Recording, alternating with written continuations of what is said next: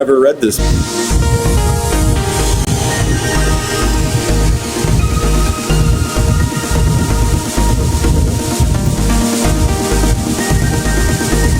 All right, let's stop. Here we go.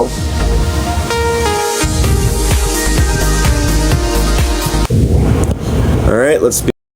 That's all we can do. Yeah. All right, so we're doing this. We're going to start with the introduction. All right, free the land. During the final wink, okay. During the final weekend in March 1968, 500 activists and Pan-African nationalists came together at a black government convention to determine the destiny of the captive black nation in America. Participants included Lawrence Guyot, G-U-Y-O-T, of the Student Nonviolent Coordinating Committee, and director of the Mississippi Freedom Democratic Party, Betty Shabazz, Maulana Karenga, Amir Baraka, the highly revered reparations activist, quote, Queen Mother, Audley Moore. The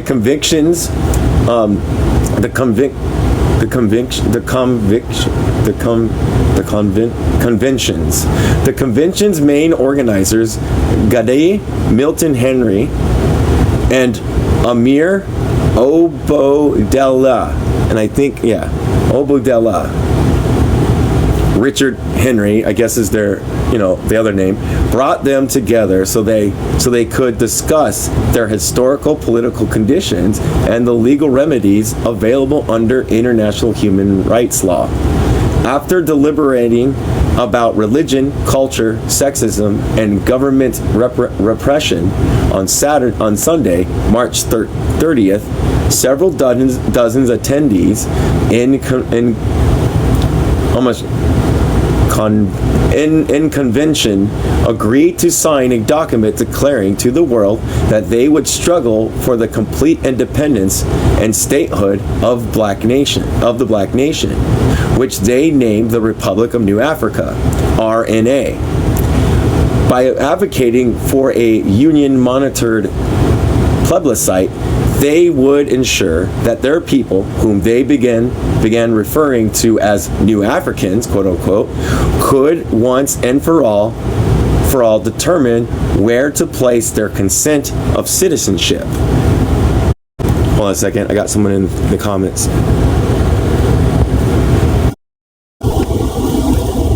I'm doing all right. As the document was revealed, I'm rereading, sorry. As the document was revealed before the crowd, one attendee, a young soldier from the Ohio Paramilitary Organization, felt a pang of fear. He understood the implications of signing his name to a Declaration of Independence, especially considering his and other people's knowledge that those who attended the convention were subject to government monitoring and police harassment. Among other potential outcomes, he worried that his position as General Motors would be terminated by the following morning when he was supposed to return to work. But when he observed the elderly Queen Mother Moore's response to the document, according to a witness, upon hearing the text read out loud, she rose from where she was sitting, extending her arms and exclaiming, "Hallelujah, hallelujah, I've lived to see the day." At that moment, she volunteered to be the first person to place her name in and ink on the document. That sight, the genuine excitement of the moment, and no doubt his sense of masculine self-worth eventually carried him through the line, though not with confidence. Quote, I'll never forget how I could hardly hold my pen when I got up there, he stated, but I was still going by my slave name, Ulysses X. end quote. And that was the name the 99 signers placed in the RNA Declaration of Independence. Ulysses X and the other attendees represented various organizations and local and regional efforts that had come together to develop a strategy for securing a UN monitored plebiscite whereby their nation, when then captive to the United States, could exercise self-determination. By calling themselves quote-unquote captives, New Africans were indicating that they were members of an internal colony that, like colonized nations elsewhere, had the right to self-determination. Their timing was significant. They committed their New African Independence Movement, NAIM, in 1968, after black people had struggled for and won full legal recognitions as citizens and federal guaranteed protections of their rights. The people who signed the Declaration of Independence believed they could create an independent black nation state from Louisiana, Mississippi, Alabama, Georgia, and South Carolina, and that a significant portion of the African descended population from the United States of America could join them. This decision is, quote, free the land. Following landmark civil and voting right legislation indicated that the United States as unredeemable and uninhabitable for the descendants of the countries enslaved. This declaration of the right of independence had a lasting impact on many dedicated activists' lives. The young man who went by Ulysses X recognized that officially declaring himself a self-styled soldier in the Pan-African nationalist movement meant that he would face heightened surveillance and potential threats of his employment and personal safety. Yet there were many more potential effects of his decision. How would his family and friends outside of the movement respond to this decision? Would participation in the movement have any noticeable impact on his spirituality, his romantic relationships, and any children under his care? Could he be confident that government monitoring would be just that, monitoring?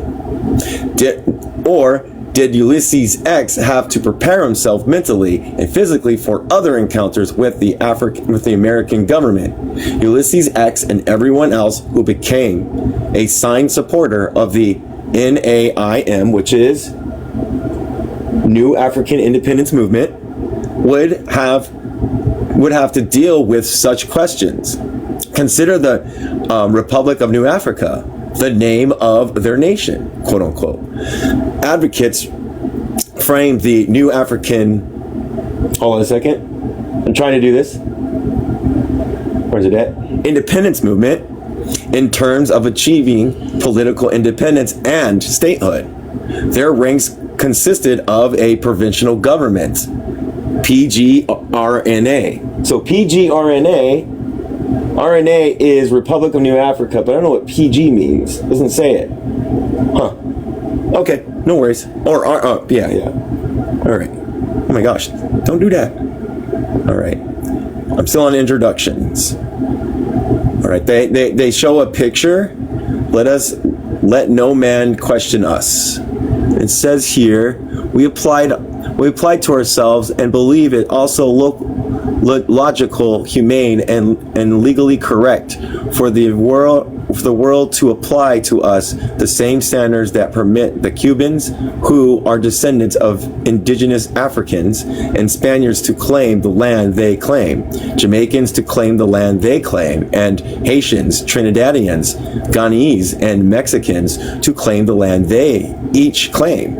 All of us and each of us are migrant peoples who came into possession of the land as the majority and traditional population in the wake of campaign of genocide waged by Europeans, English, Dutch, French, Dutch, and Spaniard against the original and rightful possessors, the Armenians. We, the new Africans, gladly acknowledge the fundamental rights of indigenous in the land. But if no one questions the claim of the Cubans or the Jamaicans or the Mexicans, let no man question ours. That was their thing. Yay.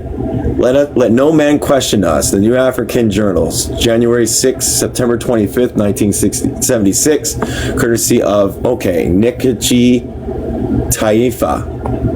Try my best. Ooh, hold on a second. I gotta reread the sentence. Let me reread this one thing. Consider the Republic of Africa, the name of their nation, advocates framed the NAIAM, New African Independent, I'm trying to do like this, movement in terms of achieving political independence and statehood. Their ranks consist of a provincial government, PGRNA, and citizens, quote unquote. Many who were also members of various organizations that achieved more visibility during the Black Power era and are referenced frequently in historical literature of the period. New Africans claimed that their own territorial liberation would strike the dilapidating blow to global oppression, making the overall of white supremacy and capitalist domination more achievable. Equally important, they advocated for reparations, settlements, and redistribution of the United States' role in the international trafficking of African peoples, their enslavements in the United States, and the persistent violence, degradation, socioeconomic inequality, and consistent efforts to suppress black self-determination. New Africans cautiously fashioned a culture and a lifestyle that accommodated their political actions and revolutionary goals. Although there was no single way to embody new African citizenship, multiple attempts to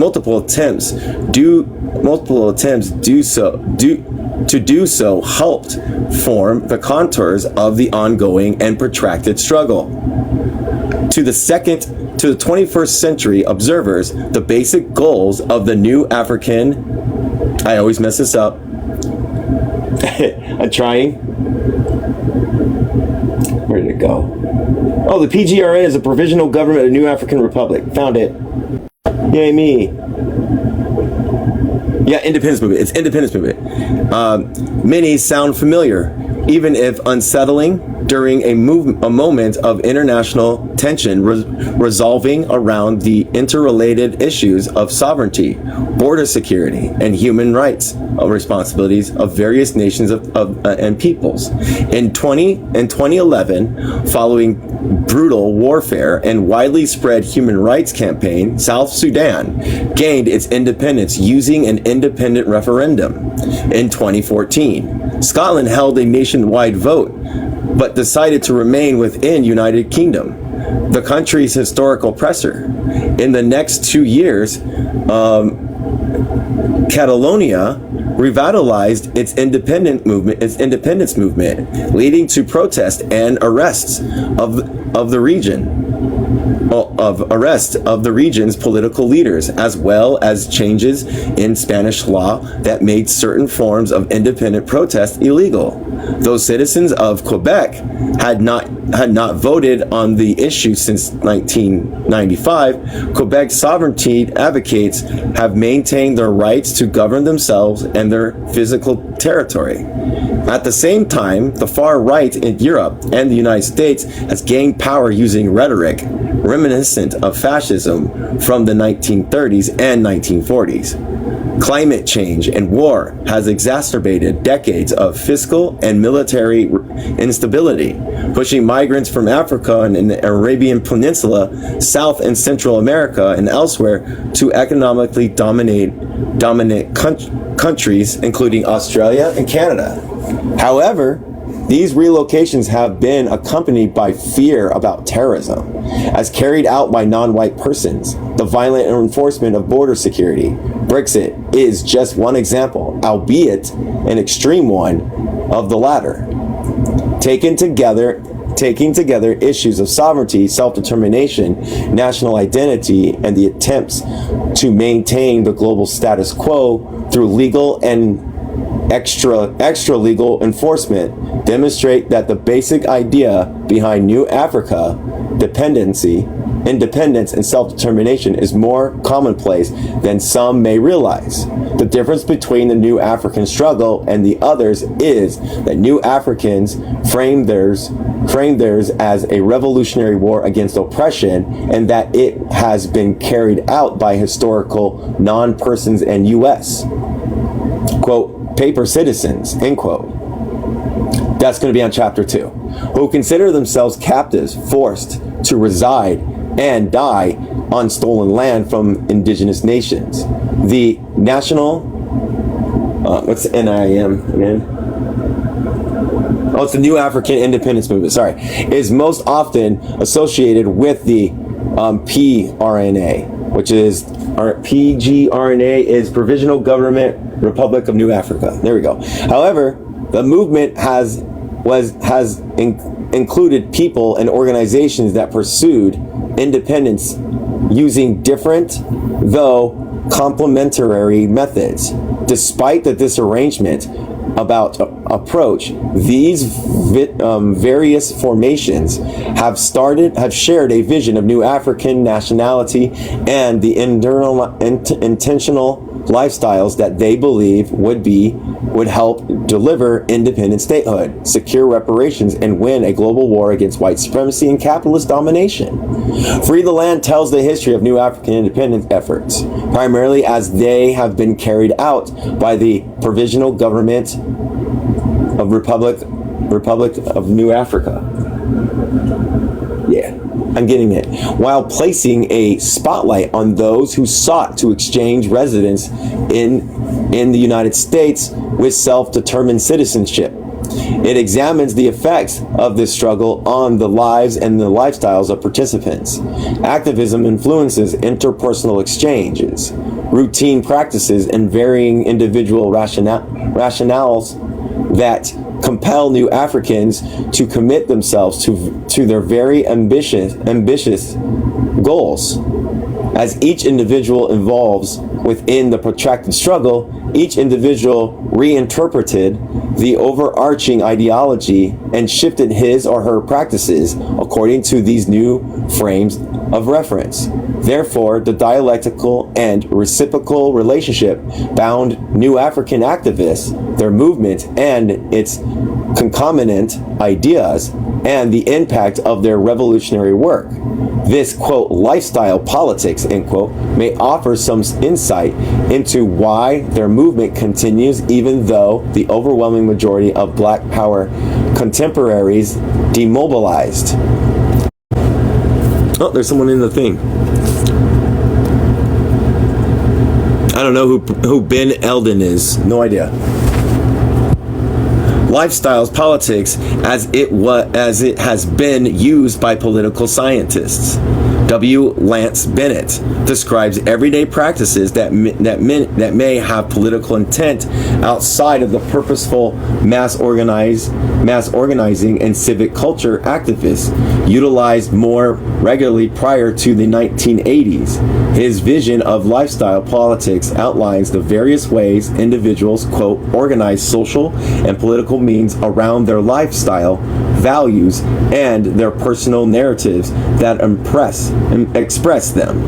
Bennett based his definition on U.S. activists' major retreat from the political organization in the 1970s and 1980s due to state repression, globalization, and technological innovations such as the internet.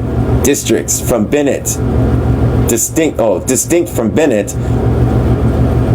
I define lifestyle politics as a everyday living enactment of political ideology and argue that New Africans consciously and actively made lifestyle politics central to their framework for understanding revolution and essential in their strategy for liberation. What? And what am I supposed to do? I'm supposed to pay attention to the chat at the same time? Hold on. don't know how to pay attention to the chat. Like, I'm just into this book. What's going on? Oh, what page we're on? I'm on 23. Sorry.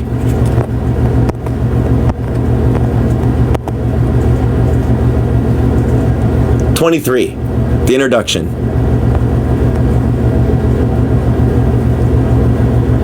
Well, maybe it will get up to there. We'll find out why. I'll ask him why. I don't know if Von Goth is still here, but this is important for Maoists to know.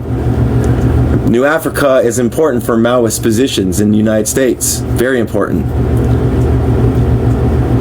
Yes, it's in Discord underneath anti-racism.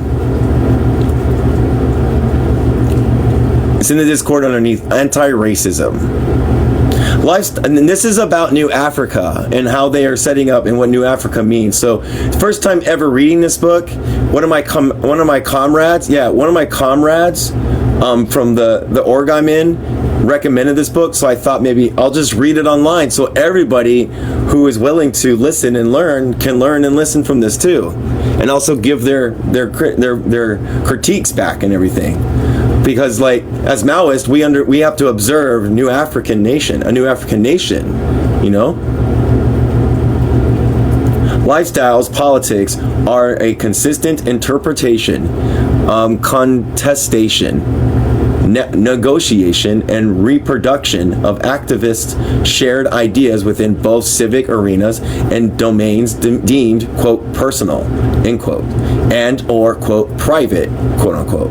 This helps implicate New African social and legal positions, collective political identity, and the group-centered nature of individual choices and action through the practice of lifestyle politics. New Africa lived their, on page 23, by the way, lived their evolving interpretations of the ideas that drove their movement from the Black Power era and beyond. Those formative ideas, or, quote, New African political science, NAPS, quote unquote, manifest the Republic of New Africa activists' pursuit of self-determination in every facet of their lives, including name choice, educational endeavors, occupation, family, and spirituality. Lifestyle politics also account for the personal ramification experienced as a consequence of the political repression of black leftists. This in-depth engagement with the axiom, quote, the personal and is political, end quote, also provides insight into how New African activists constructed their unique, proudly African and revolutionary collective political identity. However, as the Black Power Project, these efforts were neither solely about settling on nor affirming who they as a people were. For New Africans, Black Power was based on the concept of self-determination, or the ability of a nation to govern itself within its own territories. The greatest achievement of Black Power would therefore be the creation of an independent nation state, independent identity of self-definition mattered insomuch as to help New Africans overcome centuries of white supremacist oppression and help them achieve their ultimate goals. For New Africans, dedication to the daily practice of being a revolutionary and fighting to achieve structural and political goals were key to carrying on the Black Power tradition. Free the Land represents the full history of the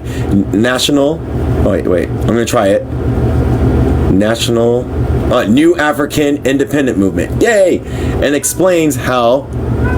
All right, here we go. We're gonna try this again. Where is that one? New African Political Science, NEAPS, New African Political Science, guided the movement's adherents. It accepts the challenge leveled by New Africans to interrogate the limits and potential of citizenship, to question the potential meanings of black identity during the Black Power era and following, and to reconsider the goals of black political activism. Doing so permits us to draw connections between Africans, their predecessors, and contemporaries, demonstrating the intellectual fertility found in the nexus of district activist groups. For example, the Black Panther Party at some point demanded reparations, and the UN monitored plebiscites through which the decadence of enslaved Africans in America could determine their collective destiny. Some of their members pledged allegiance to the RNA, I'm going to keep doing this, I got to get these down, Republic of New Africa. Yet this group's position on black determination and reparation was not undergoing significant scholarly scrutiny. So I just want to let everybody know this is by a black person, so this is a black author. All right. This history of new African independence foregrounds these ideas. Shows, so when they say we or they, it's not including me. I'm not a part of this. I'm outside of this. I should be in solidarity with this. I should be in parallel with it. I should, you know what I mean?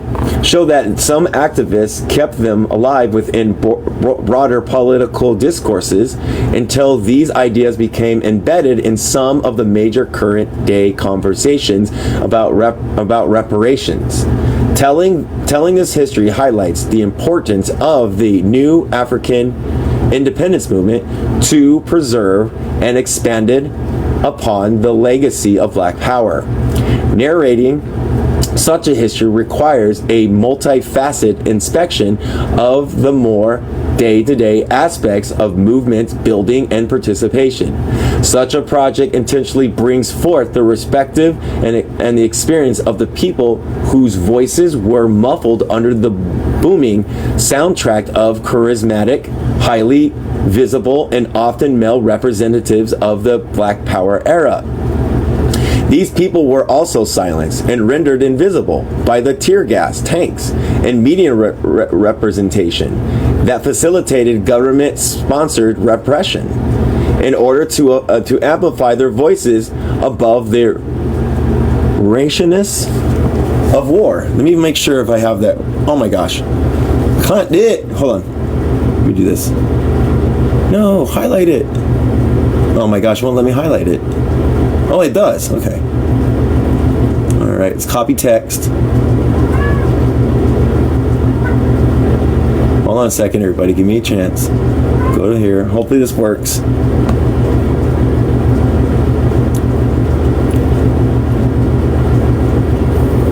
There we go. Please work. Ah. Wait. No, it won't let me say it. So it's RAUCOUSNESS is a quality of being loud and rough, particularly in sound, and can also refer to being disorderly. It can be described as harsh and hoarse voice, a noisy and disruptive crowd, and a rowdy evident. Yes. All right. It won't let me say it. I'm sorry, everybody. Oh no. I can't say. I can't do it. I'm so sorry. I can't do it, Captain. I don't have the power. Oh my gosh, I just lost it. Multifaceted charisma. Oh, there it is. Thank you, though. Thank you for trying. Of War. This book cautiously and humbly participates in a multidisciplinary conversation that includes history, sociology, culture studies, geography, political theory, and, oh my gosh, onomasticistics, the study and history of naming conventions, more than offering just a nod to those scholarly disciplines. Free the Land attempts to speak to and through them in productive ways, because this social movement history includes diverse people with a variety of outlooks. The study of it should be as holistic as the people whose lives and experience are interpreted in the following pages. Carving out intellectual space for New African Independent Movement. Although mentioned in several studies of Black Power era political activism, the New African Independence Movement has not received sustained scholarly analysis. To date, only political scientist Christian Davenport has devoted a book-length study to the movement. He uses Republic of New African activists in Detroit, Michigan, and Jackson, Mississippi from the 1960s until the early 1970s to analyze the factor that caused social movement organization and demobilized. Oh my gosh, Akinyalinia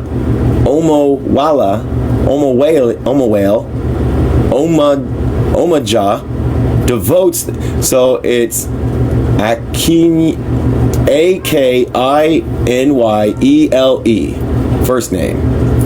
I'm going to put it in the comments. Just put it in the comments so everybody knows who I'm talking about.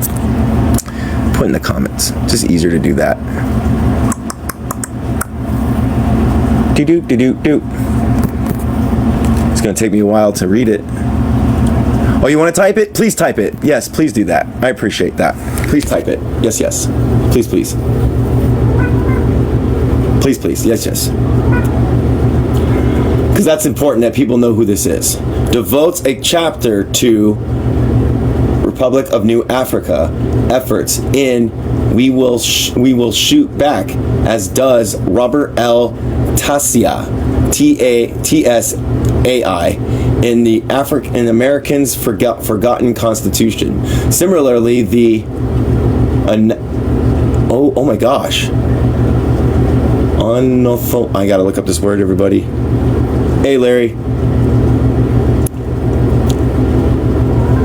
let me look up this word.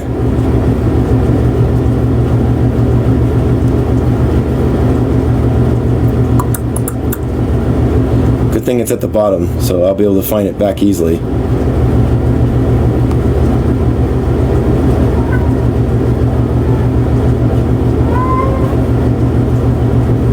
Anthropologies. Okay, how do you say it?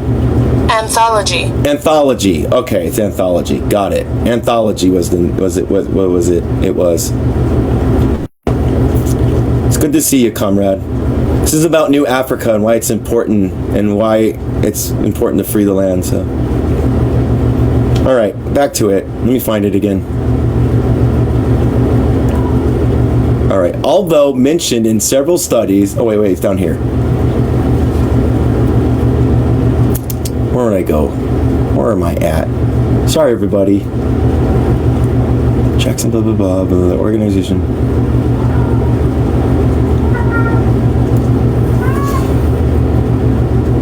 Oh my gosh, where did I lost it.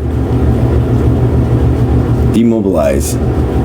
Accumulatively devotes the chapter of RNA's effort, and We Will Shoot Back, as does the similarly to anthologies Black Power in the Belly of the Beast and the Hidden 1970s. Each include one chapter on some aspect of New African organizing efforts.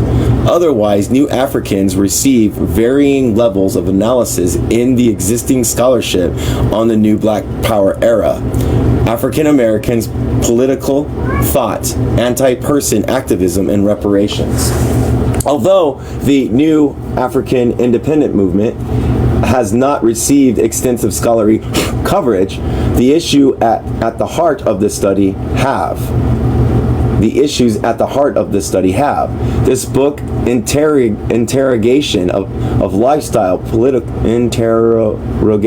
interrogation of the lifestyle politics, builds on social movement theory with a particular focus on the biographical consequences of social movements. Sociologists Doug McAdam, Niley Van Dyke, and Brenda Wilhelm, among others, have argued that participation in a social movement of the 1960s caused activists to question and critique the ways that societal norms govern their personal lives. They explained that for activists, more than non-activists, the social upheaval of that era had an indelible influence on their life course patterns. According to Darren E. Shirkat and T. John Blocker, social movement activism, quote, inevitably forges opinions, orients activities, and affects the lifestyles and participants, end quote. For several reasons. Among them, one's participation in social movement constitutes a link to variety of resources, which quote, will help sustain distinctive schemata.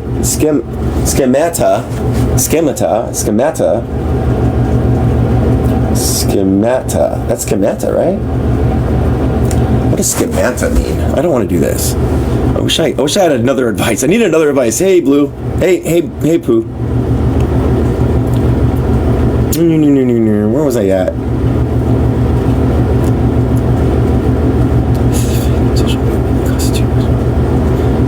And will be sustained by the schematics orientation that constitutes the social structures and social movements. Further, they state, quote, individuals, end quote, individuals' commitments to particular schemata may become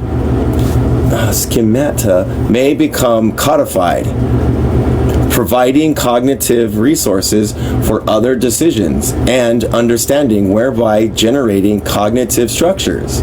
In other words, activists began their social movement activism with a certain perception of the world, which, through their sustained contact with the people, ideas, and experiences that accompany social movement activism, change, and ultimately reshaping such individuals' worldviews. What they learn becomes codified and then forms the basis of their understanding outside of that particular set of experience with activism.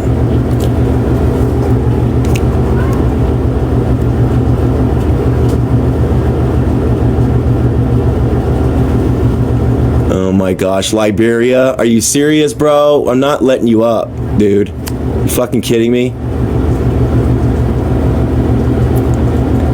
Applies to the shifting preference will lead to different choices among diverse resources options, such as choice of job, political affiliation, religious ties, and family structures. This claim captures what the new Africans share for this study. Their childhood and early adult experiences guided their decisions to become involved with the social movement activism. Activism then reshaped their worldviews and became a reference point for decisions new Africans eventually made about their careers, families, and other aspects of their daily lives. Yeah, I know, so racist for sure. This sociological literature provides a useful beginning point for exploring the manifold ways that activists change and evolved because of their participation with social movements, but their analysis is limited because of scholars focused on vaguely conceptualized and narrowly depicted versions of civil rights, women's rights, and mostly white New Left. With few exceptions, these scholars utilize information from random national surveys in order to develop their research. make it difficult to identify who exactly were social movement activists and what were participation entailed. And what their participation entailed. These studies also posed precise questions about participations in electoral politics, Christianity, non-material cohabitations, and childbearing as their main devices to measure each respondent levels of activism. Those aspects of people's lives are excellent ways to determine one's political orientation, but as employed by the existent accent, is that accent? Tell me, we'll read it. Okay, hold on everybody, let's try it. These studies also pose doesn't do it. Extant literature. They provide incomplete assessments of the impact of social movement activities on participants. Mainly, they determine that heteronormative, non-material cohabitation, delayed marriages, and childbearing, reluctance to join Christian churches, and voting for Democratic Party candidates all constitute the politics of former so-called movement activists. Further, even though concerned with activist life course, scholars typically present social movements and the ideas that they produce as static by ignoring the evolutions of the movements and the organizations in which their subjects participate. They do the same with the people involved, mainly beginning analysis with the movement when individuals decide to participate in a cause. Because such studies avoid Pan-African nationalists and black radicals, those studies miss a wide range of potential outcomes. For example, they do not interrogate the ways in which many social movements participants utilize marriage and childbearing as a basis from which to organize newly conceptualized communities, which could potentially strengthen activists' ability to undermine oppressive political structures. Such studies overlook the main revolutionaries who ended up in prison or exiled abroad because of their activities and associations, which dramatically affected their life courses. Finally, they do not discuss how activists lived experiences and interactions with various cognitive resources produced an internal evolution within the movements, changed the political orientation of social movement organization, and helped redefine the parameters of their agendas. Attention to the person's life from childhood through activism provides a brief required to adequately understand the biographical consequences of social movements of one's life. Some historians have begun exploring the ways that social movement participation impacts activist lifestyle, and conversely, how activists push social movement organizations to change and adapt to evolving contexts. Specifically, I guess it says Tracy Matthews and Robin C. Spencer each explain how Black Panther Party BPB cadres reoriented their entire lifestyles in order to live in alignment with their political ideology and the directives of the BPP's Central Committee. In the process of negotiating with new lifestyles with previous worldviews and social understanding, these Panthers promoted the expansion of their organization's ideology in ways that caused it to be more theoretically viable for participants.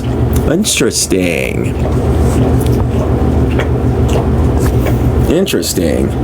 Welcome back, whoever's come back. Oh wait, I did read that. Hold on a second. These Panthers. Both Matthews and Spencer contended that Black Panthers, women especially, fought diligently to minimize sexism by creating non-sexist lifestyle practices. They participated equally with men as cadre leaders and theorists. They sold newspaper, fed children, and risked ostracism.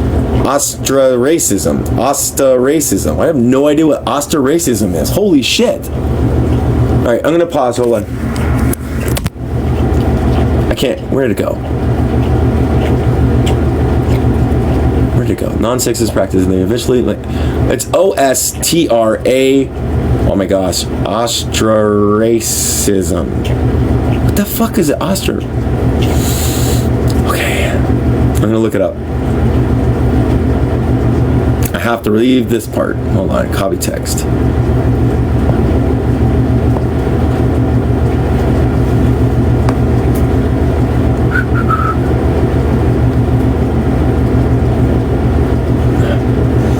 No. Stop doing things for me. Huh. How do you say it? Ostracism. Ostracism. Okay, never mind. Now I got it. Ostracism. Jesus. This goes so slow.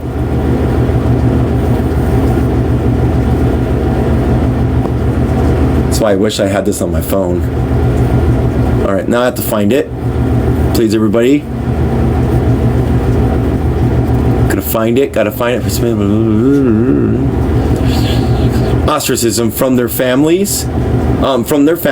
Just as their male counterparts did. Also, these scholars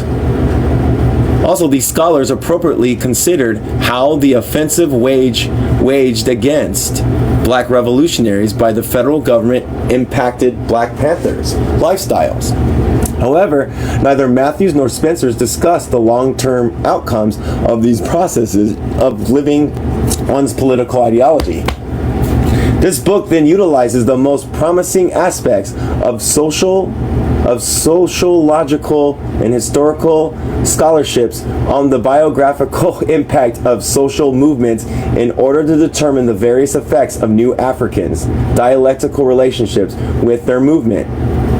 It builds on the existing scholarly work to develop an understanding of New Africans' lifestyle politics and to push the boundaries of a life course studies.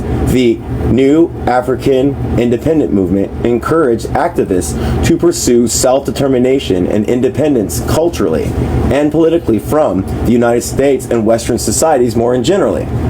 The theory and practice of oh my god, what are these people? I think it's the New African Is it? Oh my gosh, I lost it. Yeah. The theory of, alright, am I right there? Yeah. Sorry, the theory of the practice of the New African political science created space for rethinking names and for reconceiving and reframing concepts of family, spirituality, and one's relationship with the mode of production. In focusing on Republic of New African members practice a lifestyle politics, this book demonstrated the significance of the relationship between New Africans and their political ideology. I contend that highlighting such commonplace interactions illuminates the strength and shortcomings of the people involved in social movement activism. These interplays allows us to observe and critically analyze how New Africans' varying beliefs about citizenship, self-determination, and reparations and other matters are shaped by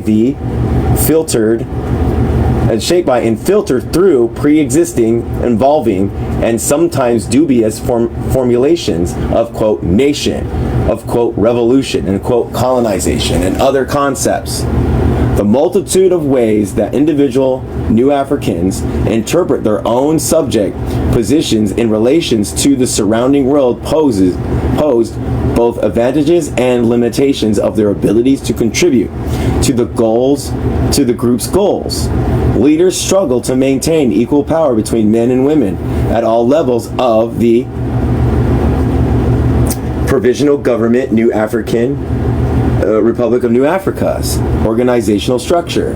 However, their vision is gendered equality was limited in scope, especially when examined retrospectively with the critical interventions made by the 1970s and subsequent black feminist and womanist critiques of U.S. society, social movements, and Pan-African nationalism. I wonder. Thank you. Anything in here? No. Okay. Each chapter of this book attempts to provide a nuanced analysis of such issues to clarify how New Africans challenge and, in some instances, fail to address contradictions in their movement. Chapter 1. Birth of the New African Independence Movement introduces the New African Independence Movement, providing a historical overview from its inception to the early 1980s. It explains how two brothers from South Philadelphia became the motivating persons behind the Black Government Convention in 1968, tracing the birth and the early development of the movement will help readers consider the way that political geographies, historical content, and personal circumstances help shape activism. After relocating to the Detroit metropolitan area in 1950s, the Henry brothers became community activists and political leaders, working through the groups of advocate of advanced leadership and the Freedom Now Party. Political struggles taught them the limits of seeking full entry into a nation that circumscribed their political power. At the same time, the Henry brothers witnessed decolonization in Africa, especially Ghana, which challenged them to consider the meaning of black liberation under the tutelage of the people like Malcolm X and Queen Mother Moore.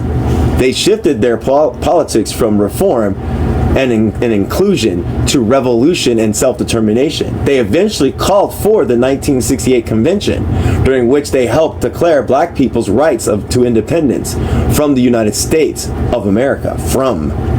The moments following the founding convention are also important because they provide the full context in which new African citizens attempted to comport their lives and lifestyles to New African, I gotta find out what this is again. I'm trying my best.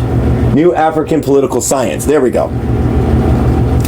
At that time, the provincial governments of Republic,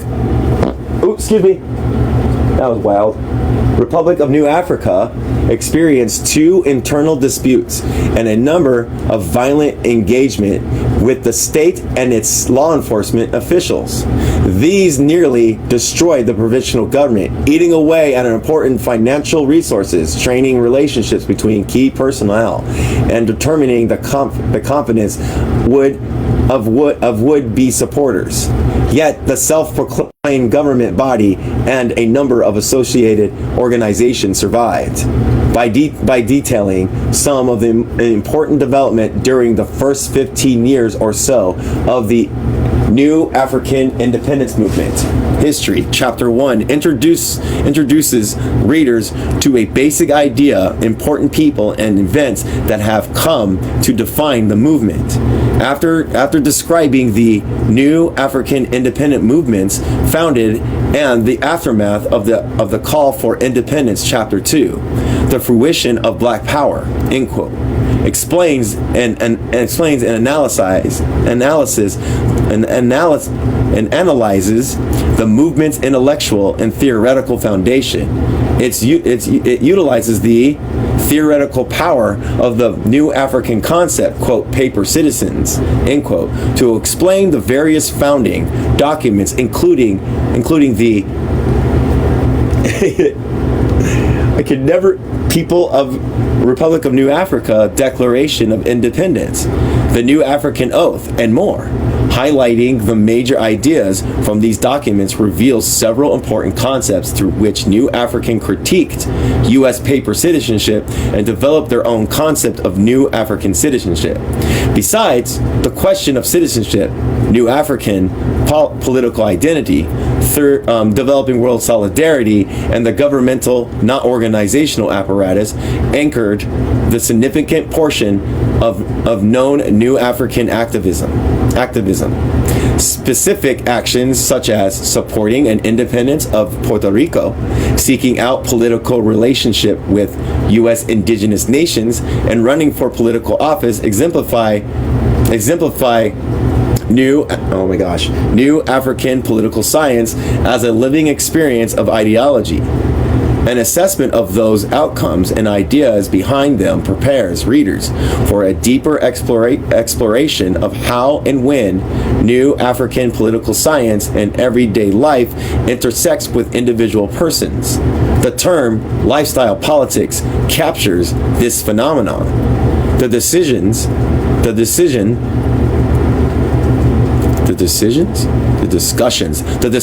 I always mess up with decisions and discussions. It's fucking wild. I always mess it up. You know what I mean? The discussions of lifestyle politics continues in Chapter 3, Revolutionary Name Choice, focusing primarily on names choice, which I argue are the most fundamental form of self-determination developed by New Africans and Black Power activists more generally. Chapter 3 historicizes Black naming practices in the United States and explains why choosing one's name was important for New Africans, especially during the 1960s and 1970s. Especially it examines the ways that individuals and group names, cartography, and orthography became effective tools for the mechanics of liberation struggles. Because activists named choices have been taken for granted by both the name study scholarship and histories of the Black Power movement. My consideration of naming encourages scholars and activists to think more deeply and critically about the value of political consciousness naming practices. Using interviews with RNA citizens and participants, observation, Chapter 4, New African Lifestyle Politics, seeks to understand other aspects of New African life and political struggles. Personal stories about the real and imagined.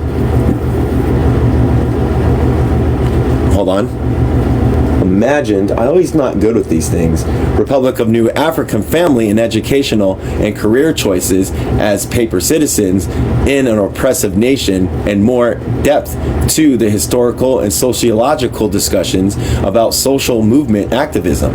Because much of the national New African independence movement has been organized around the provisional government and multiple New African grassroots organizations and political parties, and because of citizens' decades-long pursuit of revolutionary goals, studying the people who have carried the movement into the 21st century provides unique opportunities to question and review the life course consequences of social movement activism. The stories presented for analysis demonstrate a beginning to correct the shortcomings of the existent literature of these topics. Such literature tends to overemphasize survey data while presenting narrowly constructive categories of political leanings, participations, and outcomes. The using of an enduring and editorial nationalist movement with revolutionary goals troubles the methods and conclusions of the extended scholarship. New Africans, like their counterparts from the Black Power era to the present, reminds us that the living experience of one's ideas and activism was never wholly an internal process faced in isolation and independence of outside forces. Instead, state agencies such as the Federal Bureau of Investigation and local policing agencies, along with U.S. print and broadcast media, helped shape activist goals, socio-political positions, collective new African identity, and the outcomes of their participation. Therefore, Chapter 5, COINTEL's got black people in hell, end quote. Consider the dangerous and the dispiriting aspects of social movement participation. Even so, it is important to avoid too quickly confirming the various declination narratives. Oh my gosh. I wish I had an easier time. Declinations narrative? What the fuck does that mean? Hold on, everybody. Right back.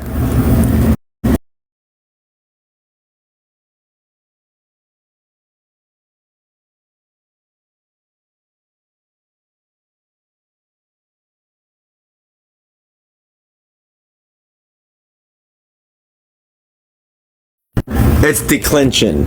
All right. Sorry, everybody. Now I have to find my spot again. Declension's narratives that populate such discussions, nor will the chapter easily fit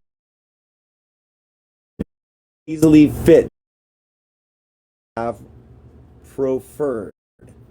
Instead, chapter 5 underscores the importance of internal forces in shaping the development of social movements as well as lifestyle politics. Although the outcome of repression is often negative, often negative in the sense that it causes harm to activists and their loved ones.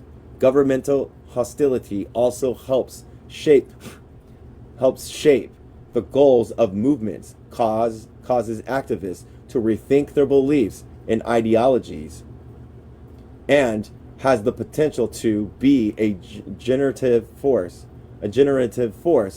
in their collective political agendas. Chapter 5, therefore, will clarify how New Africans thought about and acted as the result of hostilities and violence as they pursued their goals. Chapter 6, the New African People's War, considers the New African independence movement beyond the provincial government. I'm trying to remember these.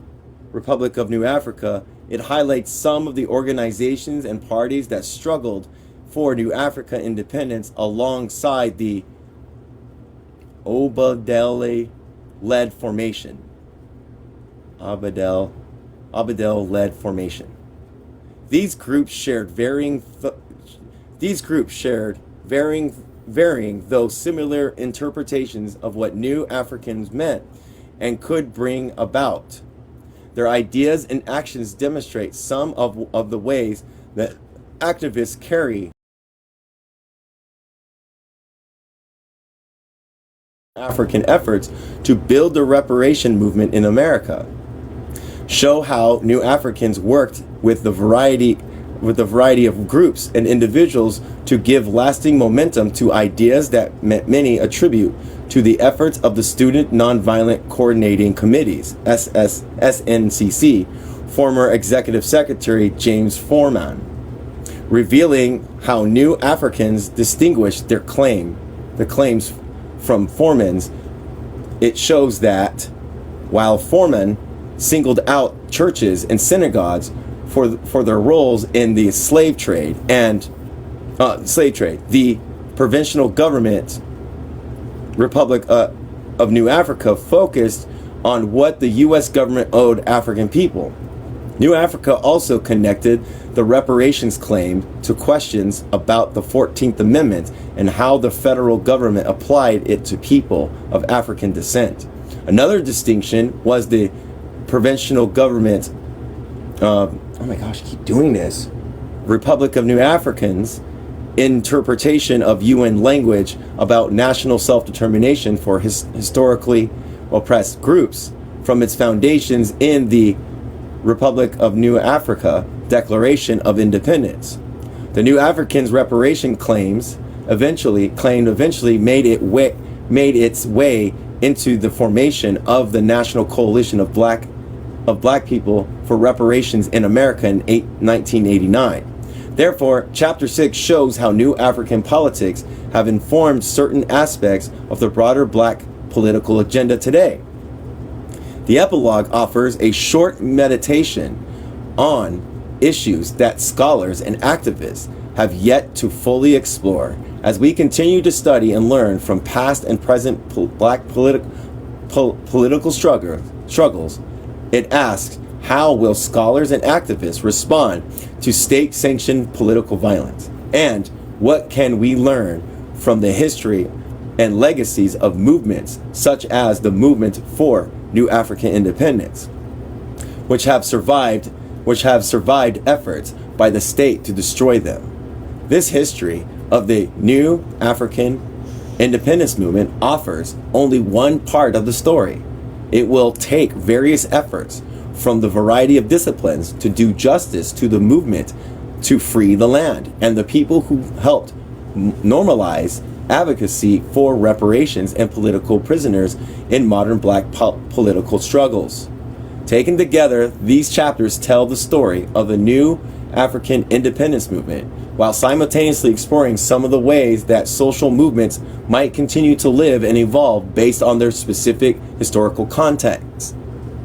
Written in the age of, quote, of hashtag Black Lives Matter and hashtag Me Too, quote, Black identity extremists, end quote, the rise of the, quote, alt-right, the homemade climate-related challenges and other important developments, the portions of this history are accessible, and much is hidden due to government repression, having the ability to teach readers how certain aspects of the current situation arose and what lessons we might learn from our past, because we continue to live in a society that sees the challenges of African descended people as of little significance at best, or as extremists and terrorists at worst. The attention we give the New African independence movement and other social movement histories may help determine the ways we respond now and shape our collective future. Where are we at? Let me see how far chapter 1 is, because we're at chapter 1. This is going to be interesting. It's going to talk about the history. Very interesting. And there's a stopping point there. See where this stops.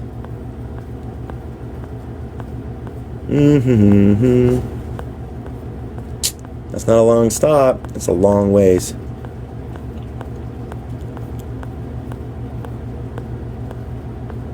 Okay, what page is this? 42. All right, 42. I'm on page. We're going to see, because that's the end of that thing, 42. Ooh, that's like 10 pages. Let's find out. Here we go. Chapter 1. Birth of the New African Independence Movement.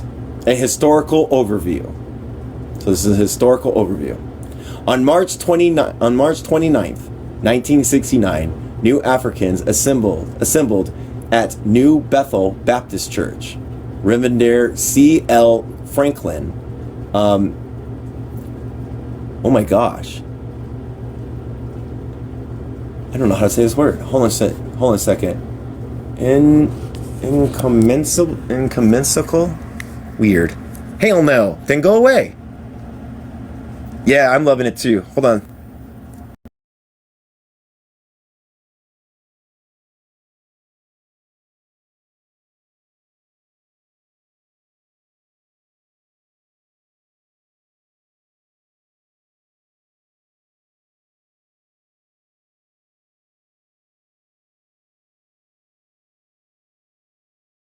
ecumenical, representing of different churches. Ecumenical.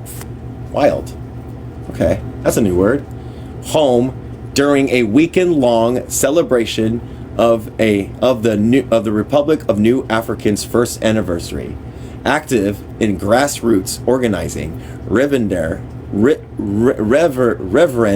Reverend Franklin at times worked on civil rights campaigns with two Republic of New African co-founders, Milton and Richard Henry, including the 1963, quote, Freedom March, at which Dr. Martin Luther King Jr. delivered his famous, quote, I Have a Dream sequence.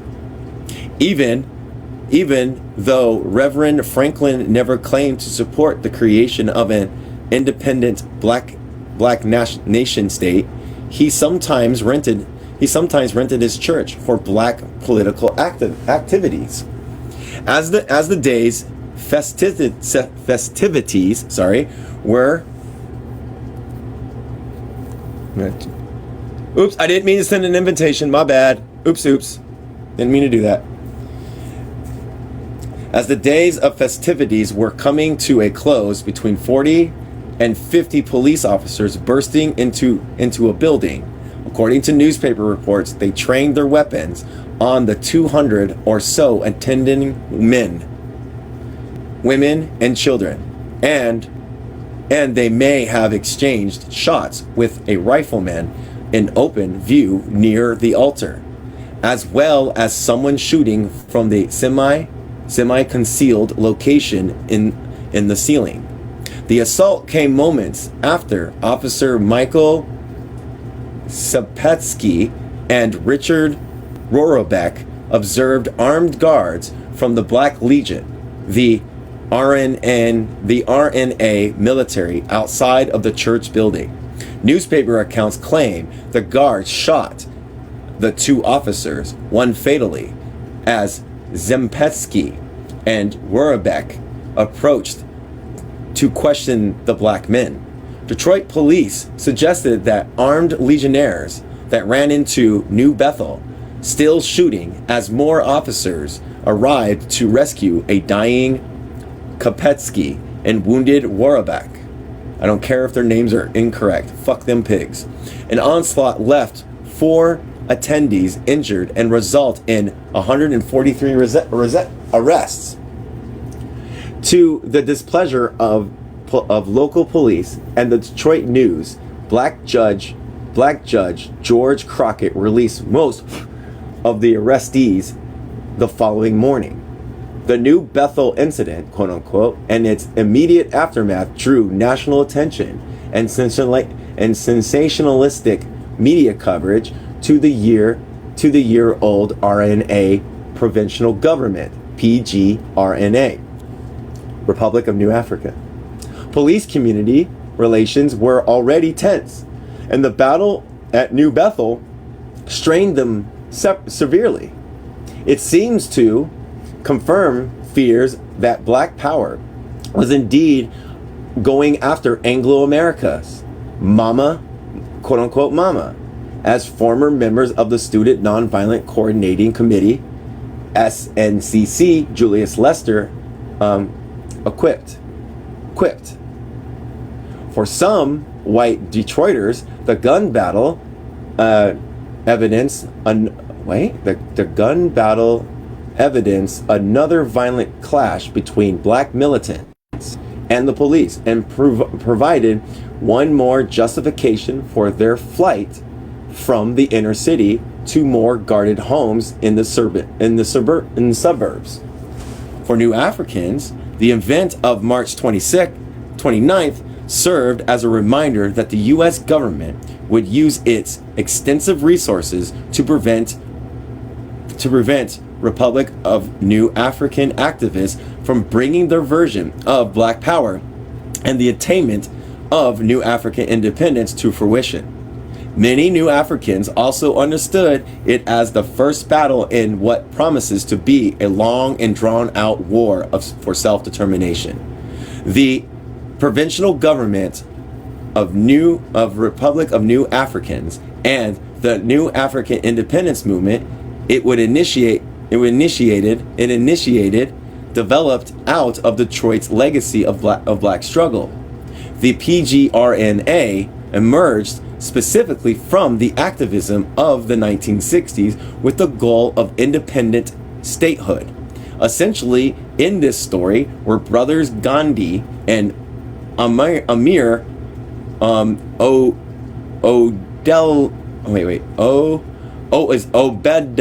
Obedeli, also known as Milton and Richard Henry, respectively, leading figures in the group on advanced leadership goal. So that's the acronym.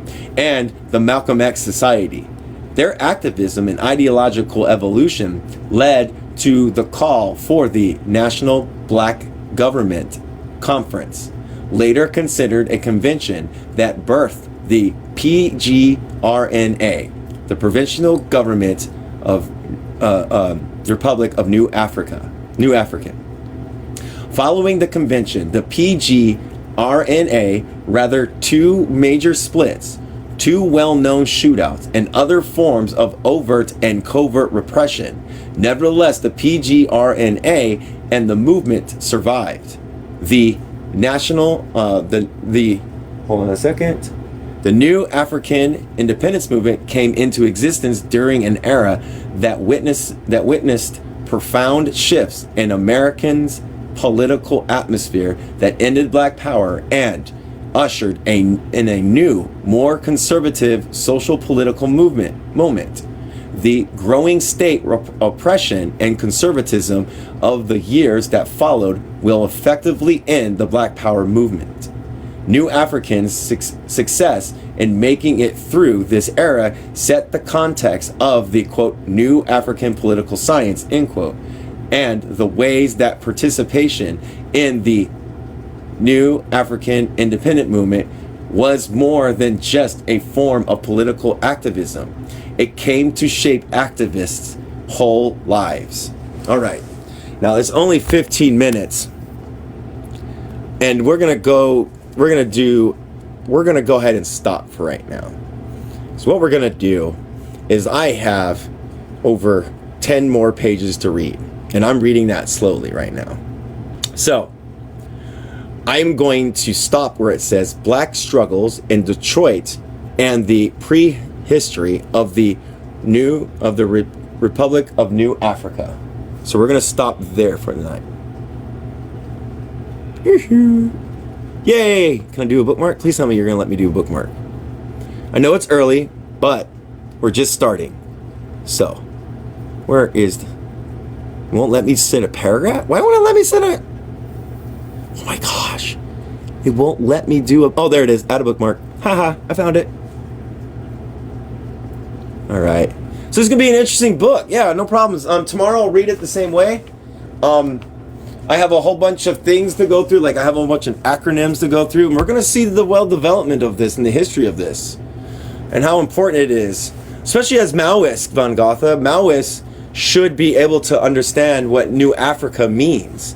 Because here there are coalitions between Maoist groups and the New African movement. Because we live in the territory of New Africa. So we'll see how this goes. I'm interested, and now I probably will learn how better it is. So I'm glad my comrade gave me this book. Sweet. And if you want to, go further ahead, because when you come back, we read it, maybe you can help engage in it, and we can have a better engagement with it. You know what I mean? So yeah. This ought to be a good book. This ought to be a good read. You know?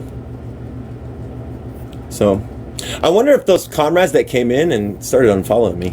We'll find out. Anyways, since we're just starting out, really nothing. Judge Crockett was very well known for supporting his community and advancing the cause. Huh, interesting. Yeah. Sweet. So tomorrow I'll be back. 6:30. Reading starts at 6:30 Central Time. So Eastern Time, that is 7:30.